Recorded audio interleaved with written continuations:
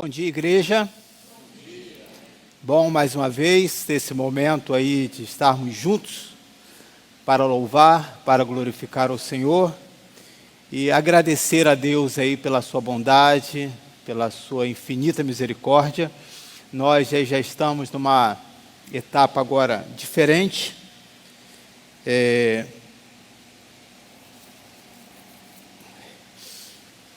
Praticamente nós, essa semana, estamos parando todas as atividades aqui em termos de obra, que vai dar prosseguimento agora daqui para frente, são os detalhes que eu mesmo estarei fazendo, aguardando, né? Pedindo aí a Deus que esteja conosco e pedindo ao Senhor uma orientação, porque eu tenho assim visto que como é difícil, né, você ter um espaço como esse, e seria muito luxo usarmos aqui esse espaço, pagando um aluguel somente 8 vezes aí por mês, é muito pouco. Então, vamos estar pedindo aí a Deus uma orientação, que esteja nos ajudando, né, para que possa saber o que poderemos fazer um pouquinho mais. Desculpa falar assim ao vivo, mas só vou pedir para retirar essas cadeiras aí do fundo, que está encostado na parede, querendo ou não, sempre vai encostar essa cadeira na parede. Retira essas cadeiras daí, não tem necessidade, porque depois você acaba tendo que fazer o reparo aí nessa parede, tá? Estaremos lendo Filipenses capítulo 2, lembrando que hoje à noite vou entrar nesse assunto também, tá? Domingo passado foi pregado, eu preguei o versículo 5, e hoje vou fazer uma leitura geral, vou fazer uma introdução daquilo que foi dito domingo à noite, e agora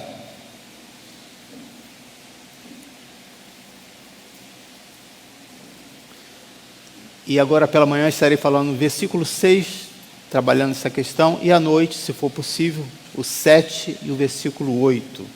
Abre comigo aí, você que está em casa, também um bom dia para você. Filipenses, capítulo 2. Volta desde o capítulo 5, versículo 5 ao versículo isso. Seja a atitude de vocês a mesma de Cristo Jesus, que, embora sendo Deus, não considerou que o ser igual a Deus era algo o que devia apegar-se. Versículo 7. Mas esvaziou-se a si mesmo, vindo a ser servo, tornando-se semelhante aos homens. E sendo encontrado em forma humana, humilhou-se a si mesmo e foi obediente até a morte, e morte de cruz. Vamos fazer uma oração? Amém. Senhor, eu quero pedir a Tua graça, a Tua tranquilidade, a Tua paz nesse momento, que o Senhor esteja nos ajudando, esteja fortalecendo as nossas vidas, que o Senhor seja exaltado e que possa falar conosco nessa mensagem, nessa carta, e que um homem, mesmo estando em uma prisão, não se sentia prisioneiro.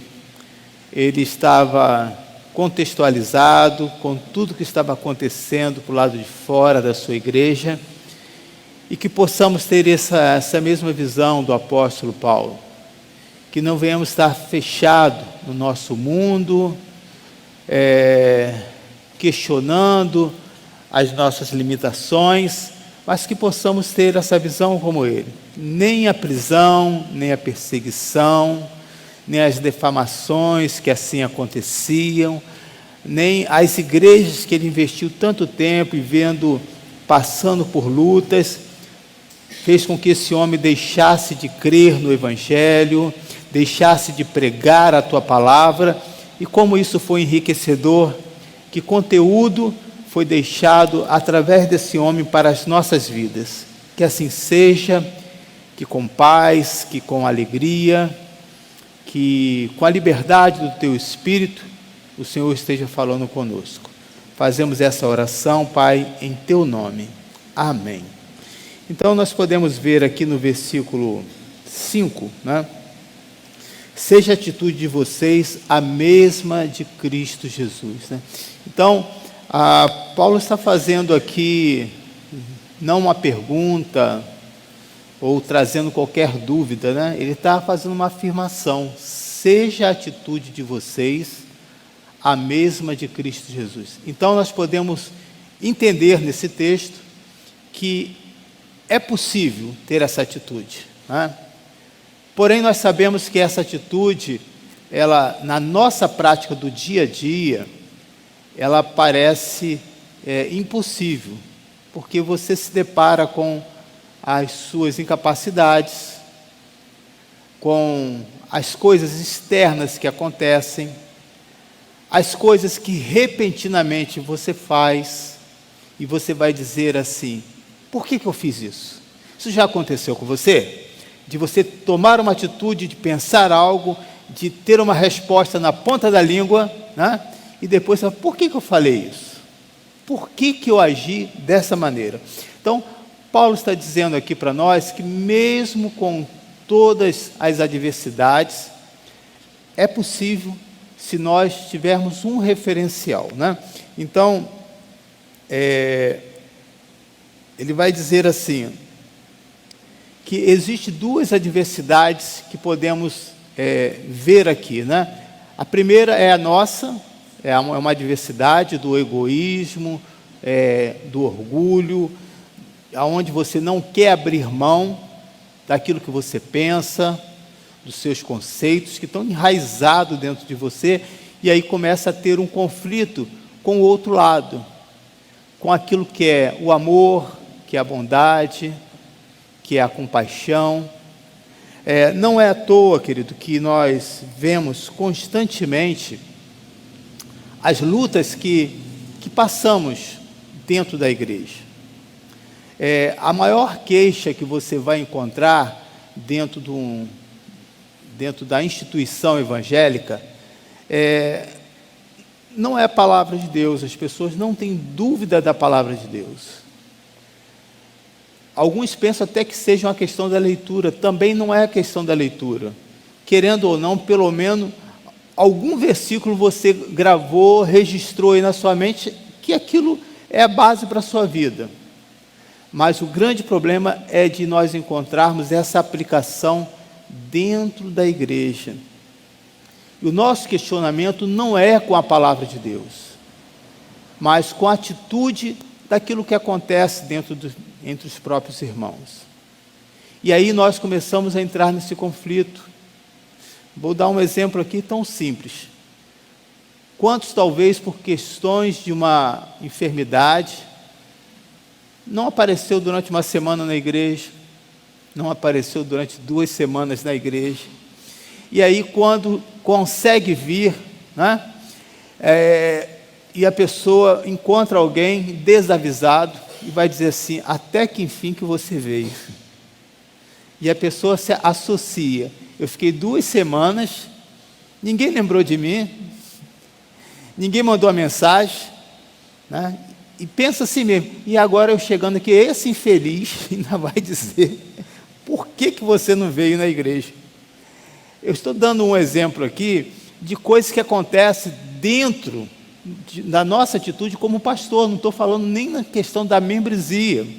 Lembro de uma situação de uma pessoa muito amiga, que ela estava ausente pela questão da morte do pai e da mãe, e depois o seu pai ou a sua mãe, não lembro dos dois, veio a falecer, ficou um bom tempo. É uma das nossas igrejas que nós temos, que é longe do centro do Rio. Então, para vir para as nossas reuniões, leva aí 4 horas até para chegar na nossa reunião lá em Duque de Caxias. E chegando lá, um outro amigo, pastor, ao cumprimentar essa pessoa, disse: até que enfim que você veio. Aí eu lembro da fala dessa pessoa dizendo: Eu fiquei aqui tantos meses, Emil, sem vir. Ninguém me ligou. E agora vem esse infeliz dizendo essa palavra, né? Que a nossa indignação, querido, não é com Cristo. É isso que nós temos que entender. É com a atitude daqueles irmãos que justamente às vezes não faz isso. Seja a atitude de vocês a mesma de Cristo. O que Cristo faria nessa hora? O que Cristo faria nessa hora quando visse uma pessoa chegando na igreja pela primeira vez? Continuaria conversando com os seus obreiros, com os seus discípulos? Ou pararia tudo para dizer: vinde a mim, bendito do meu Pai? O que faria Cristo nessa hora, quando alguém está enfermo? Iria se desculpar? Dizer: olha, eu não posso ir aí? Ou iria dizer assim: estarei enviando alguém, né? Ainda que não chegasse uma mensagem para você, estaria dizendo assim para você: olha, vai lá em meu nome e avisa para fulano, avisa para ciclano que ela não está sendo esquecida. Então nós podemos ver essas pequenas atitudes, né, que é importante para nós como igreja. É necessário que tenhamos essa prática. Seja a atitude de vocês a mesma de Cristo. Quantos aqui querem ter uma boa igreja? Vamos acordar. Vamos lá. Quantos aqui querem ter uma boa igreja? Cheio da presença de Deus. Você pode dizer um amém? Você que é livre? Amém, né? Uma igreja que transmite amor. Uma igreja que transmite paz. Uma igreja que você sente acolhida. Como fazer isso? Nós temos um referencial. Seja a atitude de vocês a mesma de Cristo. Cristo jamais iria fazer uma igreja moderna ou uma igreja tradicional. Jamais iria fazer uma igreja preocupada com o som, com a cadeira. Jesus Cristo iria fazer uma igreja onde o fruto do Espírito estaria sendo derramado. O amor, a bondade, a misericórdia. Se possível, e várias vezes ele fez isso, parava tudo para atender um cego. E os discípulos falavam: mestre, nós temos que fazer isso, nós temos que fazer aquilo, deixa essa pessoa de lado. Às vezes as crianças, que para os discípulos eram incômodo naquele momento, ele falava o quê? Deixe vir a mim os meus pequeninos. Então, nós podemos ver aqui, claramente nesse versículo 1, que o que Jesus vai dizer no restante desse se esvaziar, abrir mão do seu eu, abrir mão de coisas que impulsionam, conforme nós falamos há pouco tempo no grupo, que nos impelem a fazer as coisas, que nos empurram para ter algumas atitudes que Jesus não pediu. Eu constantemente, quando eu estou aqui fazendo algo, eu estou perguntando para Deus isso: Senhor, é da tua vontade que eu faça isso? Porque pensa só, irmãos, se você estiver fazendo algo que não é da vontade do dono da igreja, que é Jesus, você sabia que o seu trabalho é em vão? Você sabia que as suas atitudes é em vão? Se você estiver orando por algo que Deus está de repente querendo corrigir aquela pessoa, ou permitir que aquela enfermidade seja uma situação para que outras vidas sejam transformadas, e se a vontade de Deus não for naquele momento de curar aquela pessoa, e você estiver insistindo com esse tipo de oração, aquela oração não vai estar em sintonia com a vontade de Deus. E aí Deus não vai estar ouvindo, mas o seu eu vai estar dizendo: Senhor, cura. Senhor, por que o Senhor não fez isso? Por que o Senhor não transformou? Porque naquele momento a sua oração estava mais preocupado com o seu desejo de fazer algo do que do próprio Deus. Então, a atitude de Cristo, ela precisa estar no centro da nossa vida. Senhor, qual é a tua vontade para essa igreja? Eu faço essa pergunta. Por que o Senhor nos trouxe até aqui? Por que Deus trouxe você nessa manhã até aqui? Para que você possa ter o quê? As mesmas atitudes de Cristo Jesus. Então, vamos dar início, né? Depois de fazer essa introdução, Romanos capítulo 12, Paulo vai dizer por que essa atitude ela é tão importante. E essa atitude ela começa, não é pelo algo externo. Não, se encontrar um lugar onde estiver levando Deus a sério, eu vou ser um crente que tenha compromisso. Se eu estiver em um determinado setor em que aquele líder me liga, em que aquele líder é atencioso, que aquele líder está sempre me visitando, eu vou passar a ter uma responsabilidade. Paulo vai dizer que não funciona assim. Paulo vai dizer que essa atitude que você tem que tomar como cristão, ela acontece aqui na sua mente. Você precisa deixar Deus gerenciar o lugar aonde acontece todas as suas ideias, todos os seus pensamentos. Eu não sei se funciona com você assim. Nós estamos hoje no final de maio, correto? Já vamos entrar essa semana no mês de junho, metade do ano, praticamente foi embora, né? Onde trabalhamos, fizemos muitas coisas, mas a minha cabeça, a minha mente já está pensando lá no final do ano, e como que vai ser para o ano que vem.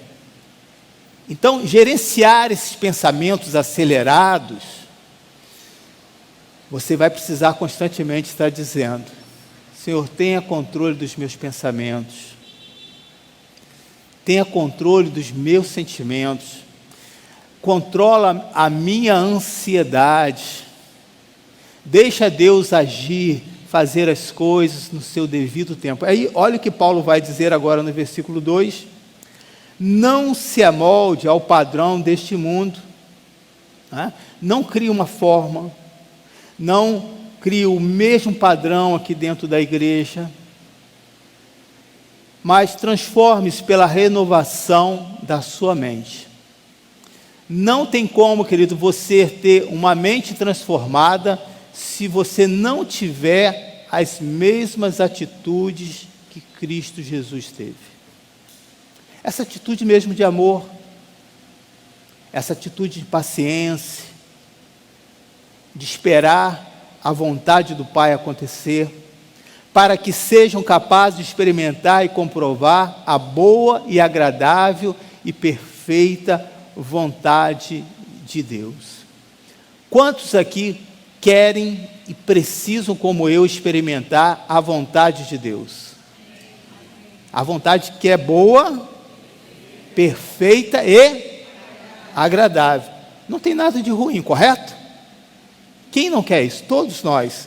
Mas se você ler com calma esse texto, nós vamos entender que nem toda a vontade de Deus acontece na nossa vida.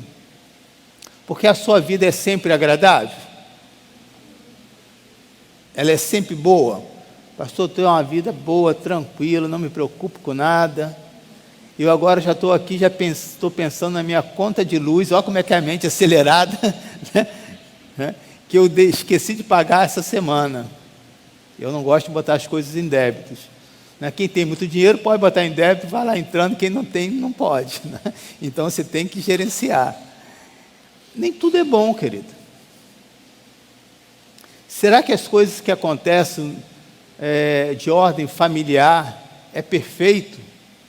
Os meus filhos fazem tudo que eu quero, as notas são maravilhosas, os pensamentos deles estão em sintonia, né, com a vontade de Deus, é assim? Não, né?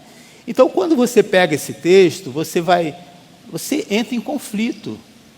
Então, por que essa vontade de Deus, que que é boa, perfeita e agradável, não acontece sempre na nossa vida.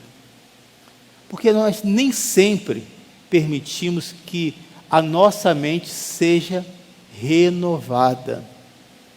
Constantemente nós estamos tentando tirar de Deus, das mãos de Deus, aquilo que nós entregamos.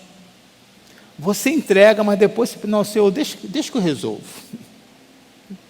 Não, Senhor, isso aqui não vou nem orar porque eu sei como tem que fazer.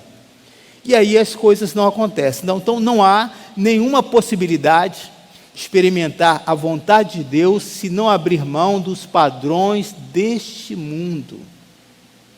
Então veja, Paulo vai pegar uma comparação das coisas do mundo com a vontade de Deus. Não há uma conciliação, não há um acordo. Não, eu posso usar as coisas lá fora. Vamos pegar uma pessoa, alguém que trabalha, que é um administrador, um economista. Eu entendo tudo de economia, de administração. Na igreja vai ser mole para mim. Não vai. Porque a igreja, apesar dela ter toda a responsabilidade legal que uma empresa tem, mas para que você possa administrar isso aqui, você não vai poder usar o padrão do mundo. Você vai precisar de depender dos milagres do Senhor. Você vai precisar de saber qual é a vontade do dono desta casa, que é Jesus. Você vai precisar de pedir orientação e constantemente abrir mão da sua independência para dizer: Senhor, qual é a tua vontade? Então nós podemos ver que, para que você possa ter a atitude de Cristo, você vai precisar se desapegar das coisas seculares. E quantas coisas que nós vivemos aí fora, quantas coisas estão influenciando a sua vida. Ontem eu estava conversando com uma pessoa, falando sobre algumas programações que hoje estão passando em canais aberto e fechado. Antes de ser cristão, você gostava de novela? Eu era um noveleiro também, adorava ver novela, né? E hoje? O que mudou? Você continua vendo novela? Hoje você não vai falar: eu sou bobo, pastor, cristão, estou ao vivo aqui. O que você acha? E hoje você continua assistindo a novela? Torcendo pelo adultério, pela prostituição? Poxa, mas é errado, mas aquela pessoa mereceu. É assim? Não. Mas será que o mundo não continua te influenciando? Da mesma maneira, a gente continua influenciando e nós não percebemos. Não estou dizendo que é errado você assistir a novela, né? Mas você tem que saber se aquilo está dominando a sua vida, se aquilo tira o seu tempo precioso, se você não abre mão de maneira nenhuma naquela hora, por qualquer outra coisa, e se você não sabe fazer essa seleção ainda, né? Então de fato, aquilo se torna um pecado para você, se torna algo venenoso na sua vida, né? Mas o mundo é muito sábio. Então hoje não se fala mais, o termo novela está meio ultrapassado, mas tem uma palavra que todos participam, que são série, as séries tal, que não deixa de ser novela, larga de ser bobo. Não para de enganar a si mesmo. Qual é o problema? Você pode assistir? Pode. Aquilo que é bom você assiste, né? Aquilo que é ruim você deleta. Porém, quando aquilo passa a dominar a sua vida, Cristo deixa de ser o centro.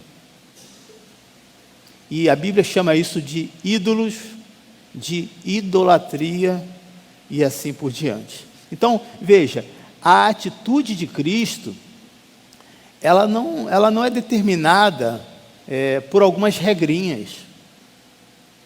constantemente você vai precisar fazer essa pergunta para você.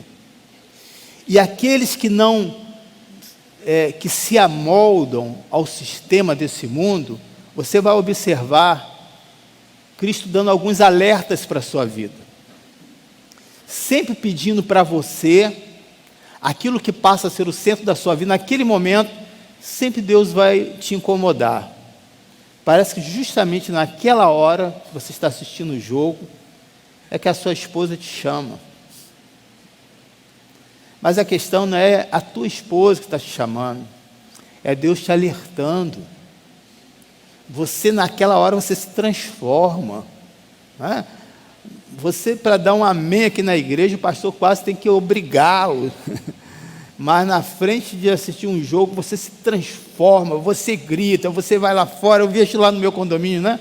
Eu vejo alguns moradores que até para dar um bom dia, é aquele bom dia contido, sabe? Mas quando está na hora do futebol, vários times, eles vão lá, abrem aquela janela, né? É uma comunidade vertical, se transformam. Então nós podemos ver que a nossa atitude, ela é diária e que precisa ser observada, que constantemente nós vamos ser influenciado pelo sistema desse mundo. Por isso Paulo vai dizer aqui, não se amolde ao padrão deste mundo. Isso é muito difícil, irmãos, porque a cor do cabelo que você usa é pelo sistema desse mundo. Concorda? Não tem na Bíblia lá a cor do cabelo ou o corte do cabelo que você tem que fazer. A unha que você usa, né? Ontem eu estava observando um jovem, né? Homem, com a unha pintada. Com certeza isso viu em alguma série, em algum programa de televisão. Com certeza. E aquilo ali passa a ser o modelo de padrão que a pessoa quer viver.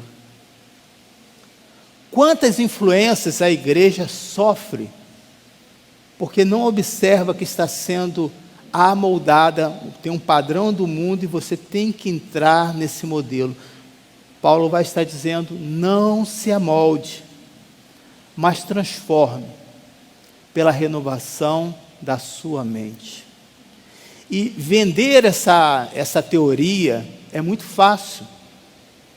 Vou dar um exemplo para você aqui. Quantos aqui hoje não usam medicamentos porque foram acostumados sempre a tomar chá? Não toma remédio de maneira nenhuma. Vou inverter. Quantos aqui usam algum tipo de medicamento? Se eu não me engano, a palavra é farmacológico, né? Você compra na farmácia, se eu estiver errado. É isso, Marcos? A palavra é essa? É, o remédio de farmácia. É farmacológico a palavra que usa?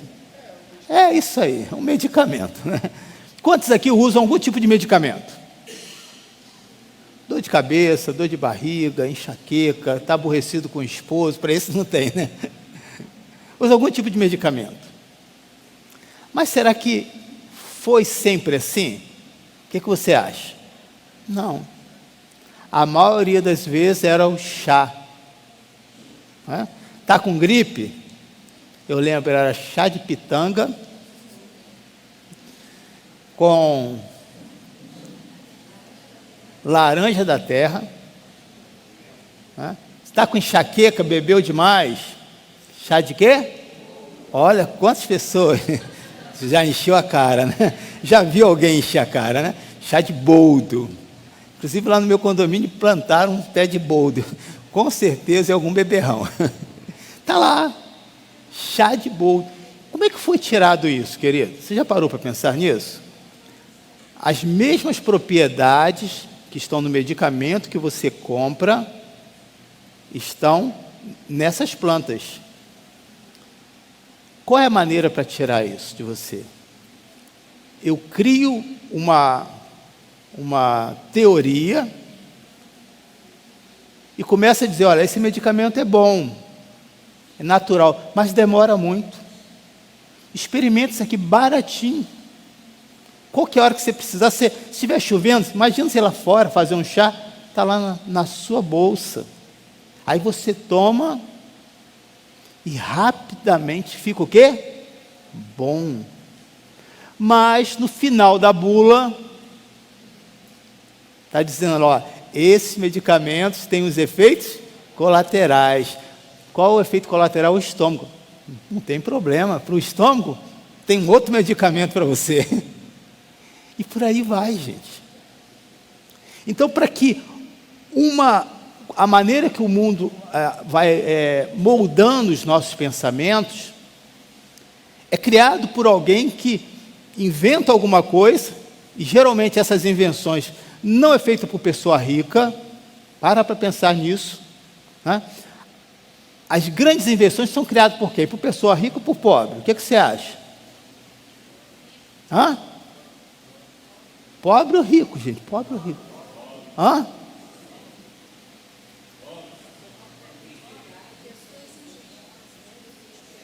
Não, mas dentro da sociedade, geralmente são para pessoas que são pobres. Por que elas criam? Porque não tem, irmãos. Tem que inventar. Não é verdade? Tem que inventar. Porque se ela não recriar alguma coisa, ela não tem. Quantas coisas você já precisou recriar na sua casa, inventar por falta de recursos? Eu estava agora colocando o botijão de gás. Então, quando o botijão não encaixa direitinho, o que acontece com o gás? Escapa. O que você fazia antes? Sabão. O pobre é muito inteligente, não é verdade? O rico viu aquela ideia e falou, sabão, todo mundo compra, tem, mas vou criar a fita. Qual é o nome daquela fita? Fita Teflon. Você não tem como fazer a fita Teflon, e aí o que você cria? Um pensamento em você todas as vezes, marido, cadê a fita? Mas você esqueceu que antes você usava o sabão. Estão conseguindo entender como que o mundo vai moldando você para aquilo que ele quer? É isso que Paulo está dizendo aqui. Paulo está dizendo, por que você está infeliz sem essa roupa? Quem disse que você precisa disso? No ciclismo existem muitas modas, e os caras inventam, e tudo é muito caro. No início, eu embarquei nisso aí, mas depois falei, por que eu estou comprando isso? Eu preciso disso? Não. Eu não preciso disso. E comecei a entender esse mecanismo que o mundo usa. Vamos supor, dentro da igreja, eu tenho uma maneira que eu posso prender vocês. Olha, nós vamos ter 7 domingos, e que no último domingo você vai ser abençoado, mas tem uma corrente. Você precisa vir os 7. Aonde está isso na Bíblia, irmãos? Mas eu vou influenciar você de uma tal maneira a não pensar, e você vai começar a acreditar que a minha verdade é a verdade de Deus, e não é. Por isso Paulo, desde o versículo 1, vai dizer, né, seja a atitude de vocês a atitude de Cristo, porque Cristo é verdade, Cristo ele liberta, Cristo ele é transformador, e ele quer o melhor para você. Ele não está interessado no seu dinheiro, mas que você venha ter uma qualidade de vida melhor, aleluia. E essa qualidade de vida, ele vai dizer, quando você conhece essa verdade vai te libertar. Há pouco tempo estava conversando com várias pessoas, assunto de igreja, e as pessoas falam assim, pastor, por que não pinta essa igreja de preto? Eu falei, eu posso pintar de rosa, eu posso pintar de roxo, não posso? Posso ou não posso? Me ajuda aí, irmãos. Eu posso pintar, eu gosto da cor verde, né? Verde menta, verde alecrim, verde bandeira. Eu vou falar aqui a paleta aqui de verde quase toda aqui para você. Mas por quê? Da onde veio esse pensamento? E qual é o propósito das igrejas que pintam na cor preta? Pastor, você está criticando? De maneira nenhuma. Eu quero mostrar para você isso aqui. Não se amolde ao padrão deste mundo. Ok? Deu a entender? Então, não estou dizendo que a igreja de cor é essa, ou porque é branca, então aqui nós somos puros. Olha só, que ideia maligna. Mas não é verdade? Branco não é a cor da pureza, daquilo que é limpo? Quantas você pode conhecer aí, lugares que são branco? Vamos dar um exemplo aqui. O hospital. Qual é a cor do hospital? Branco. Sabe, no período que eu fiquei 1 ano e meio acompanhando meu pai, a enfermeira disse: Emilson, não pise nesse chão, não deixe cair, tudo que cair nesse chão você bota na sacola, e quando chegar em casa, a roupa que você está usando, você nem entra com ela. Eu falei: mas como que eu vou fazer? Não sei, não entra. Bota na sacola e lava. Por quê? O chão do hospital é o lugar onde tem o maior número de contaminação, e bactérias são extremamente resistentes. Qual é a cor do hospital?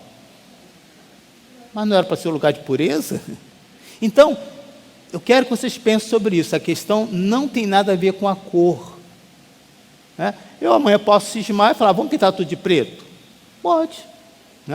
Se os irmãos vão gostar ou não, aí é uma outra questão entre o pastor e a igreja. Mas como que surgiu essa ideia? E aí vários estavam tentando me mostrar isso. Eu estava dizendo assim: primeiro existe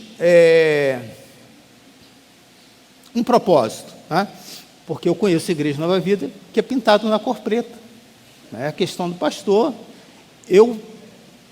Se eu entrar no lugar todo com a cor preta, preta ou preto, eu nunca sei, eu fico com fobia, eu fico desesperado, aquele lugar parece que está sem ar, eu fico apavorado, Então eu penso o seguinte, que o lugar aonde você entra, para ouvir a mensagem, tem que ser um lugar que transmita, a cor ela tem influência, sim, ela tem influência, Você vai observar 2 tipos de cores que são usados em lugares que vendem alimentação. Quais são as cores? Você sabe? Vermelho e amarelo. Para quê? Para abrir o seu apetite. Então veja, cada lugar, a cor, ela tem influência. Por que quando você vai com o seu carro para o meio da estrada e vê a cor verde, por que você fica assim: esse lugar me traz uma tranquilidade? É por causa da roça? Não, por causa da cor verde. E aí as pessoas estavam tentando me convencer um tempo atrás, e aí eu fui falar para ela: olha, vocês abriram mão da coisa mais importante da sua vida. Eles falaram o quê, pastor? De pensar. Eu estava falando com arquitetos, eu estava falando com engenheiro de edificação, engenheiro de som, estava mostrando, e engenheiro de iluminação. Eu estava mostrando para eles, eu estava dando uma aula para eles. Eles disseram: tá, pastor, mas qual a sua teoria? Eu falei: não é teoria. Primeiro você precisa saber de onde surgiu isso. Nós temos aqui hoje, estou ainda no versículo 5, tá, irmãos? Nós temos aqui hoje a facilidade de ter espaço, correto? No Brasil você pode ter um espaço como nós temos aqui, e só pode ser usado aos domingos, que não é barato, mas dá para ser pago. Lá fora não é assim, irmãos. O metro quadrado lá fora é caríssimo. Então, uma igreja, em várias partes dos Estados Unidos e Canadá, funciona assim, e em alguns outros países também. O mesmo culto que tem aqui agora, já teve à noite um evento de show, boate mesmo, e que depois de 1 hora que a igreja alugou, aqui vamos dizer, a Igreja Nova Vida, tá tudo preto, vai entrar uma outra igreja, só muda o cenário. Por isso que tem aqueles painéis, mudou aquele painel eletrônico lá, virou uma outra igreja. E eu estava mostrando isso para eles, da onde surgiu a igreja na cor preta. Não era por causa disso, porque é legal, tal. E aí eu mostrei uma outra maneira. O propósito da igreja. Se você quer fazer uma igreja tipo show, né, de muito som, de um pastor fashion, tem que ser na cor preta e a iluminação em cima dele. E eu falei assim, vou te dar um exemplo, você pode usar até um blaze cheio de LED, que o povo, pá, entendeu? Então, você escolhe. Porém, você precisa entender que essas influências, elas chegam até a igreja. Esse é o ponto que eu quero mostrar para você. Será que nesses lugares, seja ela o tipo de cor Deus não está falando? Lógico que está, irmãos. Será que Deus não está convertendo e salvando pessoas? Lógico que está, porque como o próprio apóstolo Paulo mesmo falou, se Cristo está sendo pregado, isso é que importa. Agora, se a motivação daquelas pessoas pelo qual faz o tipo de lugar é errado, ela vai prestar conta com Deus. Então, não se amolde ao padrão deste mundo. Ficou claro até aí para vocês? Perdi tempo? Confundi a sua mente? Se tiver alguma dúvida, você pode procurar depois, ou procurar um dos nossos professores aí, né? Eles vão estar ajudando você. E aí nós vamos ver algo, agora uma oração que Jesus vai estar fazendo. Que oração é essa? É essa oração intercessória que ela é fundamental na nossa vida para que a gente não se amolde ao sistema desse mundo, para que as nossas atitudes possam ser a atitude de Cristo. Da mesma maneira como somos influenciados pela música, pelo som, pela cor, nós que somos servos do Senhor e servas, somos agora influenciados pelo Espírito Santo de Deus. Você pode dar um glória a Deus? Ele vai dizer na sua mente, por que você agiu dessa maneira? Por que você está tão agitado? Qual o motivo dessa preocupação? Eu não tenho sido fiel contigo o tempo inteiro? Eu não tenho ouvido o seu clamor? Eu não tenho te atendido? Então, ao mesmo tempo que nós temos essa influência externa, nós temos uma influência aqui dentro, que é maior do que tudo, que é o Espírito Santo de Deus. E veja que oração é essa que foi feita. Nada a mais nem a menos do que feita pelo próprio Jesus. Versículo 15. Jesus vai estar fazendo uma oração ao Pai. Na sua partida, é aquela oração que eu vou, mas vocês serão consolados pelo Espírito Santo de Deus. Olha o que Jesus vai dizer, João 17, versículo 15. Não rogo que tires do mundo, mas que protejas do maligno. Eles não são do mundo, como eu também não sou. Assim como me enviaste ao mundo, eu os enviei ao mundo. Em favor deles eu me santifico, para que também eles sejam santificados pelo mundo. O mundo é mau, é ruim, as influências são terríveis, nós sabemos.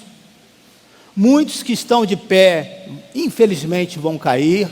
Muitos das nossas crianças, infelizmente, serão influenciadas e irão abrir mão das coisas da igreja. Mas nem por isso vamos deixar de pregar, nem por isso vamos deixar de ensinar. E as orações, querido, ela vai interferir na vida de muitas pessoas aqui. Quantas coisas você foi alcançado quando você não tinha condição nenhuma, estava totalmente dominado pelos pensamentos do dia a dia, e o Espírito Santo tocou você. Essa oração de Jesus ainda influencia as nossas vidas até o dia de hoje. Aleluia. Obrigado, Senhor, por essa oração. Não rogo que tires do mundo, mas que o quê? O proteja do maligno. A sua vida, ela é protegida na escola, no trabalho, quando você está dirigindo, quando você está no banco, quando você está dormindo, no seu dia a dia, essa oração ainda continua poderosa. Eles não são do mundo, como eu também não sou. Você precisa entender que uma vez que aceitou Jesus, você agora passa a ser cidadão ou cidadã do reino de Deus. Quem é você? Qual a sua nacionalidade? Eu sou brasileiro, mas eu tenho uma outra nacionalidade. Eu sou cidadã ou cidadão do reino de Deus. Isso faz toda a diferença, querido. Isso vai fazer o diferencial na sua vida, no seu trabalho. Vai fazer um diferencial em que você tem algo que não vai ser encontrado nas faculdades. Não vai ser encontrado na herança, seja genética, ou financeira, ou de costume da sua família. Você será acompanhado, querido, justamente por isso aqui que Jesus está falando. Você vai ter agora essa herança do reino de Deus, que foi conquistado por Jesus Cristo lá na cruz. E veja que essa oração não ficou limitado simplesmente aos seus discípulos. E essa oração, ela tem um efeito tão grande, que olha para cada um de nós aqui nessa manhã. Essa oração foi atendida. Veja a segunda parte dessa oração. Minha oração não é apenas por eles, se referindo aos discípulos. Rogo também por aqueles que crerão em mim. Se você creu, a oração de Jesus Cristo foi ouvida através de sua vida. Você pode glorificar Jesus? Minha oração não é apenas por eles, rogo também por aqueles que crerão em mim, por meio da mensagem deles.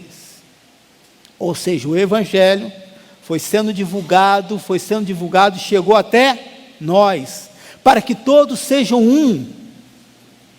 Pai, como tu estás em mim e eu em ti, que eles também estejam em nós, para que o mundo creia que tu me enviaste. A mudança na sua vida, a resistência que você tem a dizer não às coisas do mundo, sem ficar se sentindo mal, porque você sabe a sua cidadania, faz justamente com o Senhor Jesus Cristo se alegre, você passa a ser um testemunho. Por que você está tão calmo nessa situação agora? Está todo mundo desesperado? Porque eu sou cidadão do reino de Deus. Mas você recebeu uma notícia ruim. Abraão disse que Deus iria prover. Se Deus proveu para esse homem, vai prover para a minha família, para a minha vida também. Mas como vai ser? Não sei. Eu só sei que a oração do Senhor Jesus continua funcionando até o dia de hoje, porque essa oração chegou até mim. Minha oração não é apenas por eles, rogo também por aqueles que crerão. Você creu na palavra do Evangelho, e esse Evangelho chegou até você e começou a fazer o quê? A diferença na sua vida. Vamos agora entender as verdades básicas a respeito de Jesus, a realidade sobre a sua pessoa, que aqui torna claro os seus direitos. E podemos ver o seguinte, que algo que Jesus não tinha era o egoísmo. Ele não estava preocupado consigo mesmo. Se ele estivesse preocupado consigo mesmo, ele não teria se colocado disponível ao Pai para ser um sacrifício. E é bom lembrar, querido, que as pessoas que não são egoístas,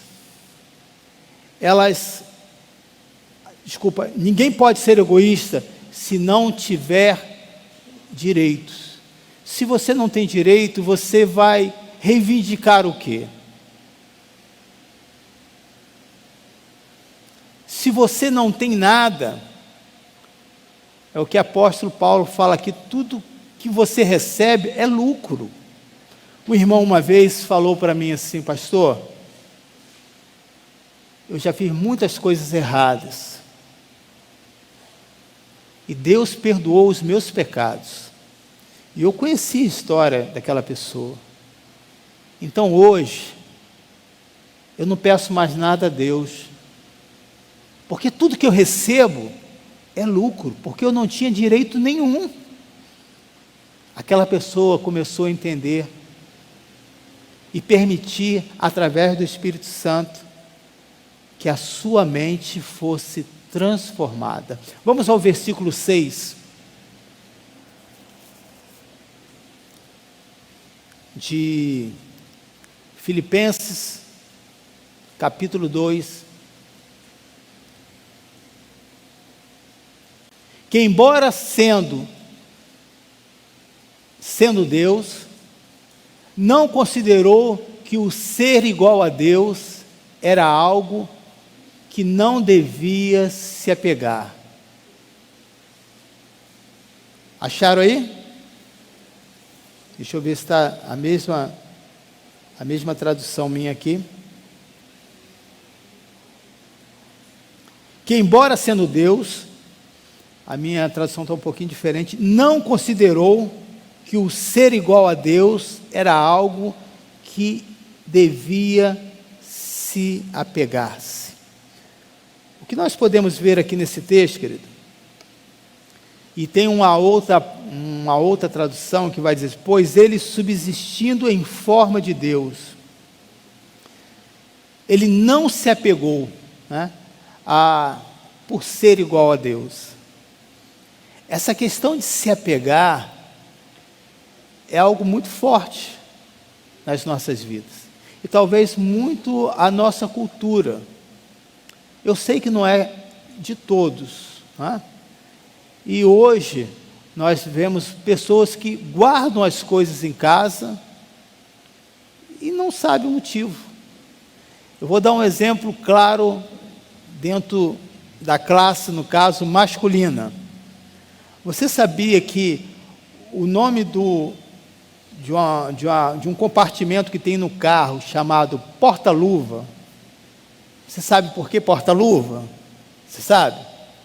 Eu também não sei, mas eu sei qual é o significado que para o brasileiro, principalmente para o homem, não devia ser porta-luva, mas porta-treco. Qualquer pecinha que ele tirou do carro, não, vou tirar, eu vou guardar, porque se eu não achar, eu vou olhar essa peça que é original, mas na verdade não vai olhar coisa nenhuma, não é isso, Alexandre? Está lá guardado. Está lá, né? Então nós podemos ver, querido, que nós nos apegamos muito às coisas, porque aquilo faz parte da nossa história, porque aquilo num momento difícil, foi aquele fogãozinho de 2 bocas que se salvou. Não, vou guardar ele aqui um dia, porque agora você já está com um fogão de 6 bocas, elétrico, que você fala, liga, ele liga sozinho. Pessoa que benção, né? Desliga, ele tem até aquele time, 10 minutos, você escuta, olha, escuta o barulhinho, tem. Mas a pessoa ainda guarda aquele fogãozinho de 2 bocas dizer assim, vai que um dia eu precise. A questão não é no objeto, a questão está aqui nos nossos sentimentos, e nós não percebemos o que está nesse versículo, que embora sendo Deus, não considerou o ser igual a Deus, era algo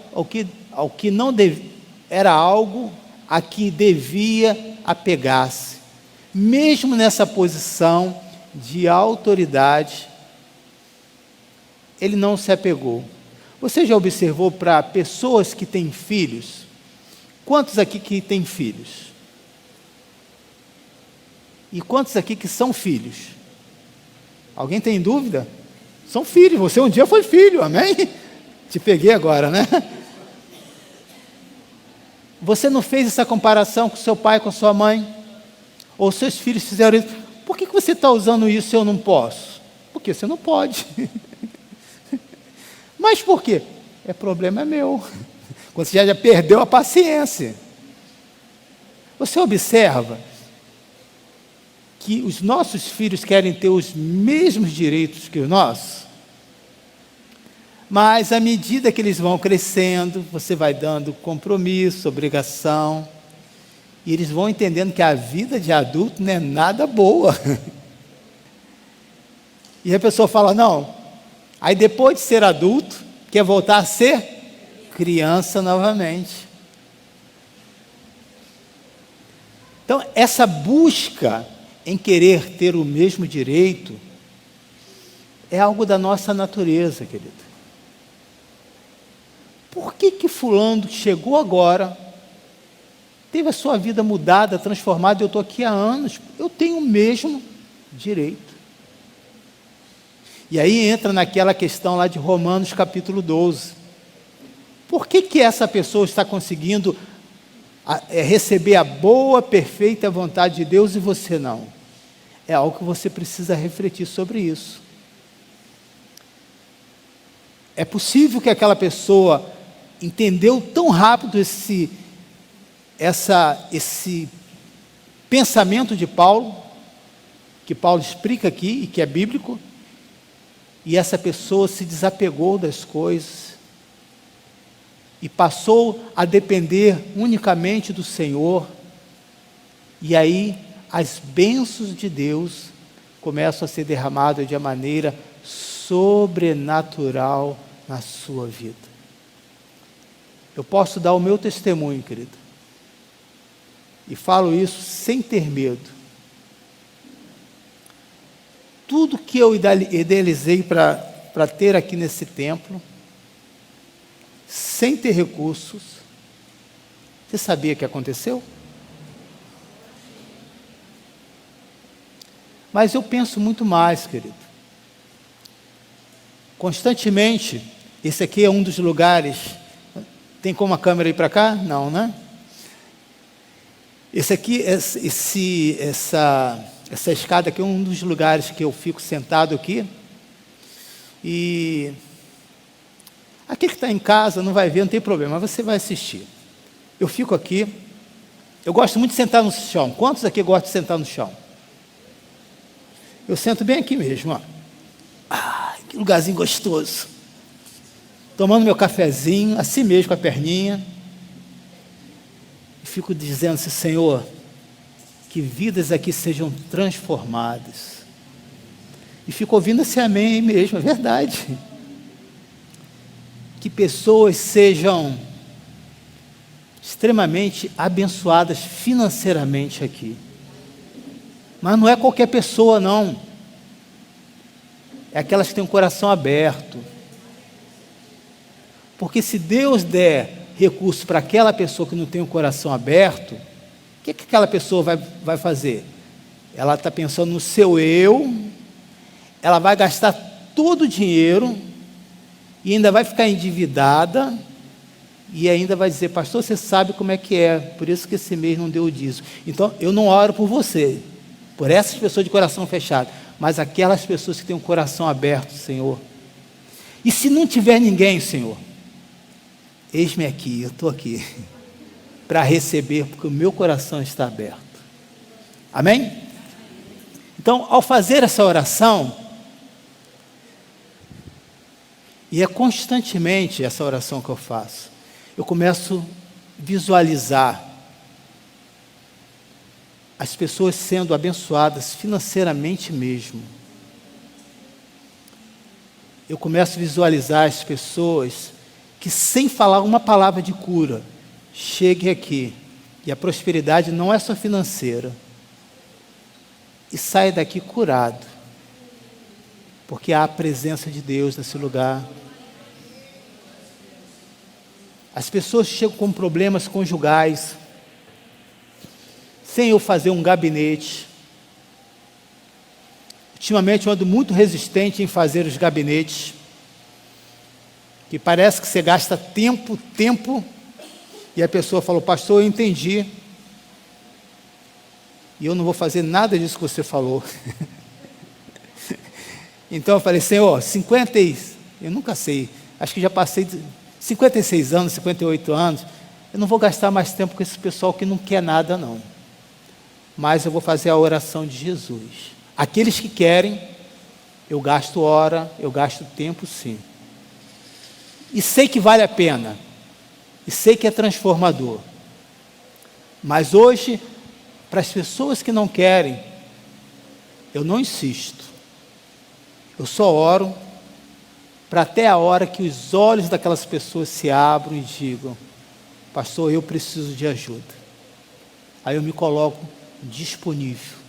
Então, nós podemos ver aqui que os direitos, querido, que todos nós temos, você só vai conseguir quando você se desapegar das coisas desse mundo para ter os direitos que Cristo tem para a sua vida. Todos os direitos que Jesus tinha aqui, nós sabemos que é por causa da sua divindade. Ele tinha a própria expressão de Deus aqui na terra, e mesmo estando limitado este corpo, porém, ele não considerou sua igualdade com Deus como alguma coisa da qual não poderia abrir mão. Olha só que coisa maravilhosa, querido. E que às vezes acontece tanto esfriamento da igreja, tanto conflito entre as lideranças, por causa dessa simples comparação. Se fulano cantaram parabéns para ciclano no grupo, ninguém nem me deu um parabéns. Quer ser igual àquela pessoa. Você já olhou para alguém, alguma família, e disse assim: cara, eu quero que a minha família seja igual a essa família? Se você fez essa oração, você é doido, é louco, porque você não conhece o problema daquela família, gente. Mas você tem que olhar e dizer: a minha família tem que ser igual a tudo aquilo que o Senhor planejou para ela. E aí nós vamos experimentar a boa, perfeita vontade de Deus. E aqui nós podemos ver que nós herdamos essa natureza egoísta, que está no livro de Gênesis, capítulo 3, versículo 3. Essa natureza de Adão, que também, como Jesus, foi criado à imagem e semelhança na forma de Deus. A diferença de Adão para Jesus Cristo, que ele não era Deus, mas ele foi criado à imagem e semelhança na forma de Deus. Ele foi criado com muitas das características de Deus, e apenas uma coisa de todo este universo foi proibido. Olha o que diz aí: mas Deus disse: não comam do fruto da árvore que está no meio do jardim, nem toque nele, do contrário, vocês o quê? Morrerão. Ele tinha liberdade de tudo, até de andar próximo a essa árvore, até de cultivar essa árvore. Porém, a única coisa que foi limitado a não tocar e não comer este fruto. Coincidência ou não, ontem eu estava... eu gosto muito de pesquisar sobre natureza, entender muito como que as coisas funcionam. Então eu estava mostrando 5 tipos de árvores que são extremamente venenosas, que ao você ficar embaixo dessas árvores, você já pode ser intoxicado. Só para você saber o tipo de toxina que ela tem. Porém, muitas dessas propriedades é usado hoje na medicina. Ou seja, a mesma propriedade que pode te envenenar, também pode trazer cura, desde que for usado de maneira correta. A questão aqui não era essa árvore, o fruto dessa árvore. É que existiam coisas aqui que eles não podiam, não tinham condições de tocar. A realidade, querido, que a humanidade tem feito a mesma coisa até os dias de hoje. Hoje nós escutamos muitos falar sobre direitos humanos. E muitos hoje pensam assim, quando escuta um texto bíblico, ou que já foi da igreja: Deus está limitando os meus direitos. Deus está me sufocando. A primeira meta que o homem estabeleceu foi ser igual a Deus. E aí, quando você pega o texto na carta de Filipenses, capítulo 2, versículo 6, diz aí que, mesmo ele sendo ser igual a Deus, era algo era algo o que devia se apegar. Se ele ignorou. A prioridade não é medir força com meu pai, mas quando essas duas forças se unem, elas se tornam imbatíveis, e foi isso que aconteceu. Aleluia!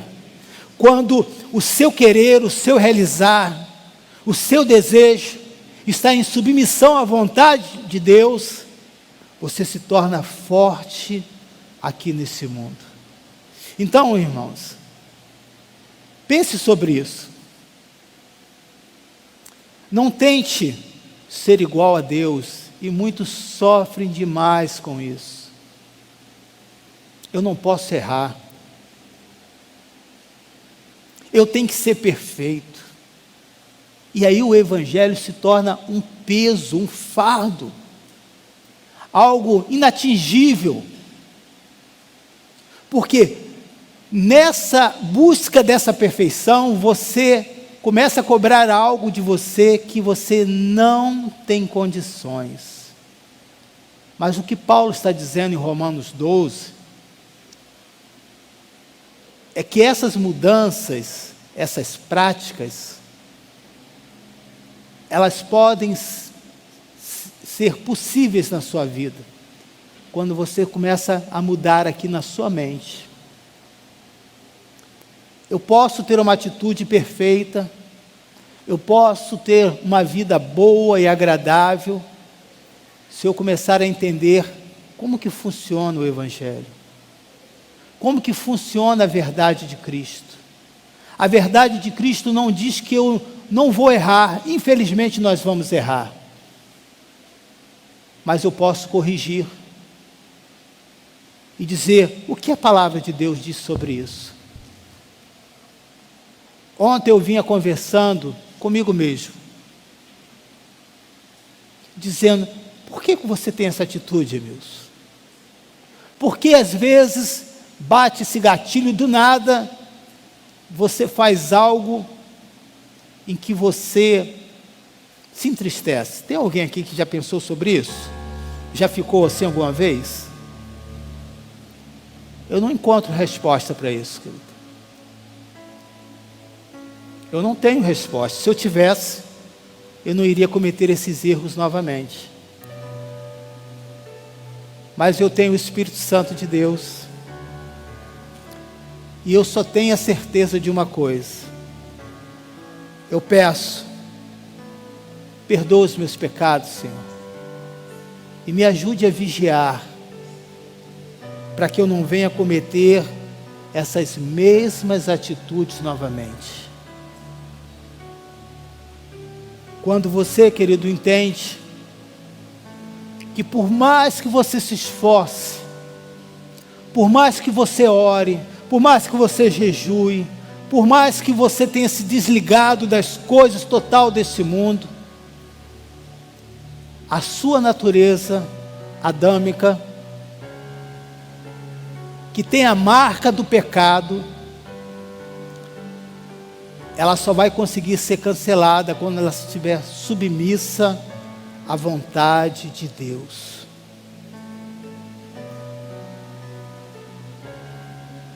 Você só se parece com Cristo quando você tem a sua atitude e a sua prática de Cristo. Diz o texto: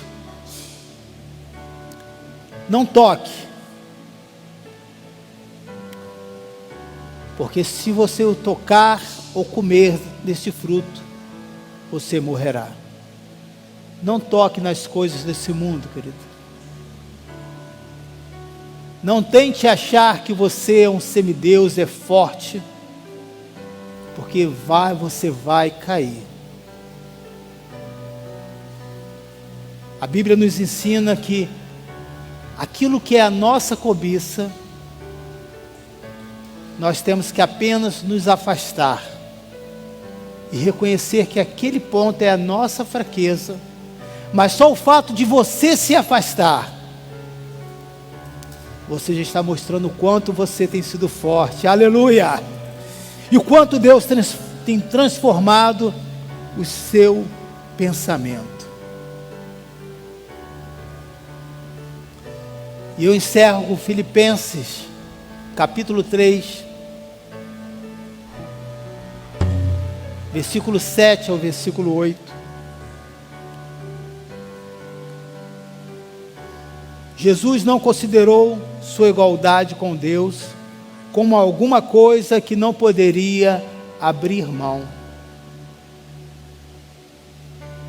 Ele estava disposto a abrir mão. E eu finalizo essa mensagem pela manhã dizendo: o que você, nesta manhã, está disposto a abrir mão, para que cada dia possa se parecer mais com a natureza de Cristo? O que você está disposto? A sua maneira de falar, a sua maneira de agir, as coisas que você não gosta de compartilhar, achando que o mundo é só a sua família, é só você. Ontem nós estivemos fazendo uma ação social. Quero agradecer ao Marcos, diácono Marcos, ao diácono Fabiano e a toda a equipe que ali tiveram. Quando nós paramos, querido, para ir em busca de atender outras necessidades, nós estamos negando o nosso próprio eu, porque há muitas coisas que nós poderíamos estar fazendo no sábado, mas nós queremos derramar esse amor de Cristo na vida de outras famílias. Você, quando vem à igreja, e além de ouvir, você coloca a sua vida disponível e praticante do Evangelho, você está negando a sua vontade, para que Cristo possa transparecer em você. Veja o que diz no versículo 7. Mas o que para mim era lucro, olha a conclusão de que Paulo chegou. Pensa nos títulos de Paulo, pensa na autoridade de Paulo, e aí nós fazemos essa comparação com Cristo.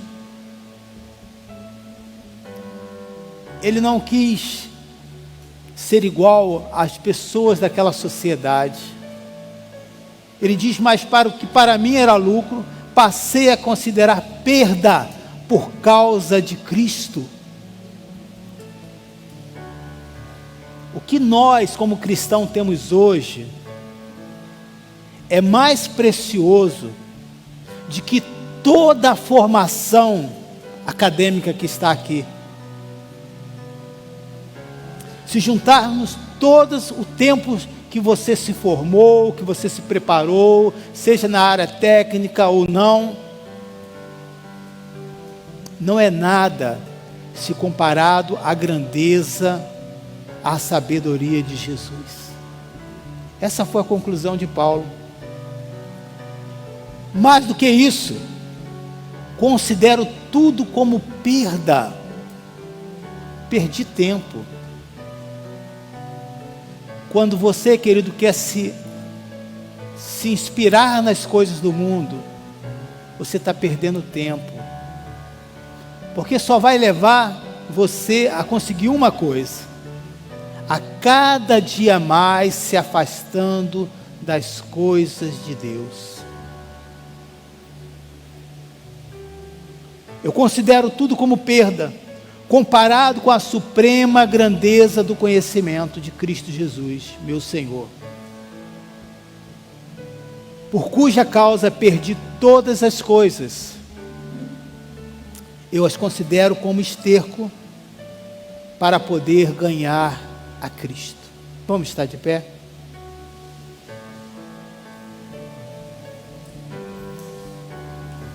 De boa vontade, Jesus desistiu de sua semelhança com Deus, aparente, externa, e assumiu a forma de um escravo. E aí vamos estar lendo isso hoje à noite no versículo 7. E se for possível, estarei falando um pouco do versículo 8 também. Mas eu finalizo essa mensagem dizendo: por causa, perdi todas as coisas. Então, se você, querido,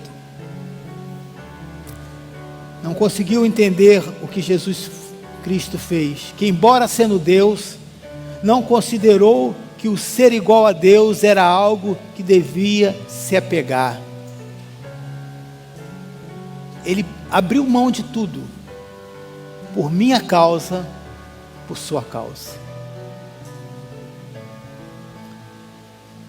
Porque ele, ao olhar para essa natureza, que somos nós, ele considerou que valia abrir mão de qualquer coisa, pelo valor que a sua vida tem. Então, por que pensar em morte, em depressão, em suicídio, em desistir? Quantos,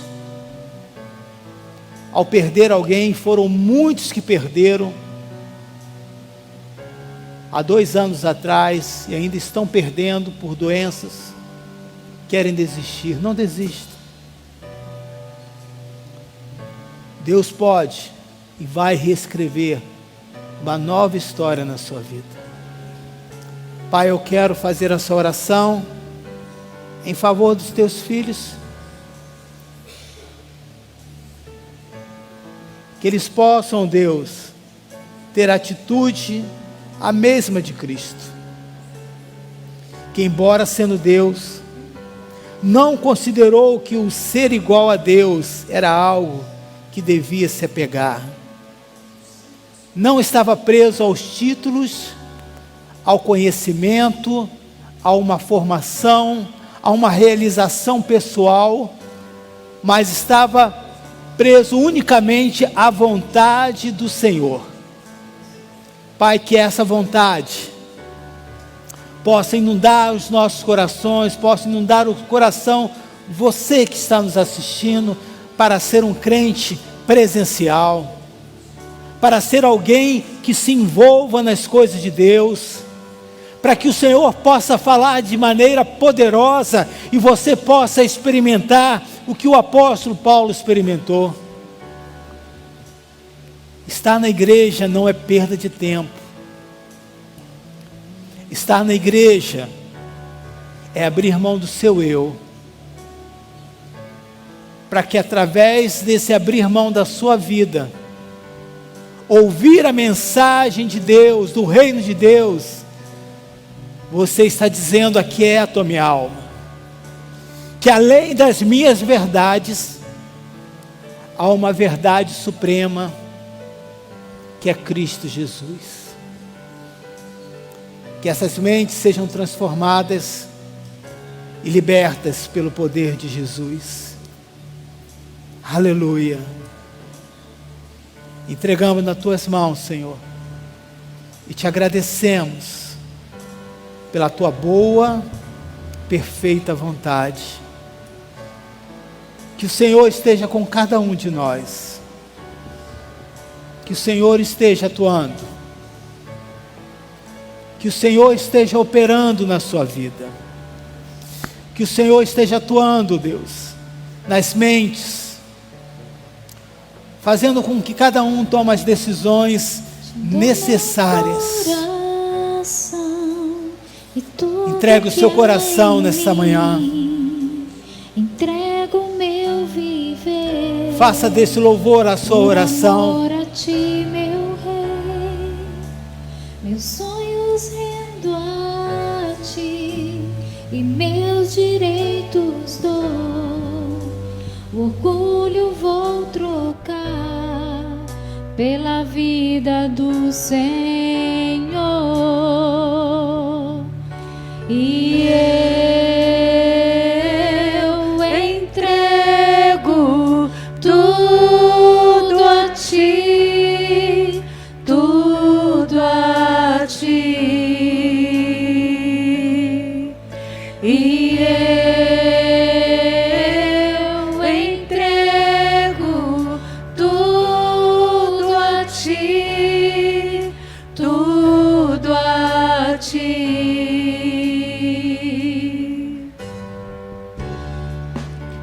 Eu canto esta canção de entrega a ti, Jesus, e o que o mundo dá eu deixo aos pés da cruz, por conhecer a ti, a teu nome dar louvor, sentir tua alegria, partilhando a tua dor.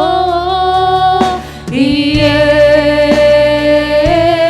entrego tudo a ti, tudo a ti. E eu entrego, e eu entrego tudo a ti, tudo a ti. Aleluia, Senhor. Que tempo valioso, Senhor, esse tempo que o Senhor esteve falando conosco, nos guiando na sua vontade e no seu propósito, Pai. Por isso te adoramos, exaltamos o teu nome, Senhor. Pedimos que cada dia, Senhor, possamos andar com firmeza, Senhor, na sua obra, sempre firmes e constantes, servindo ao Senhor em novidade de vida, com alegria, Senhor. Anima aquele que está abatido, Senhor, fortalece o cansado. Te pedimos nesta manhã, Senhor, te louvamos, ó Deus, e te agradecemos.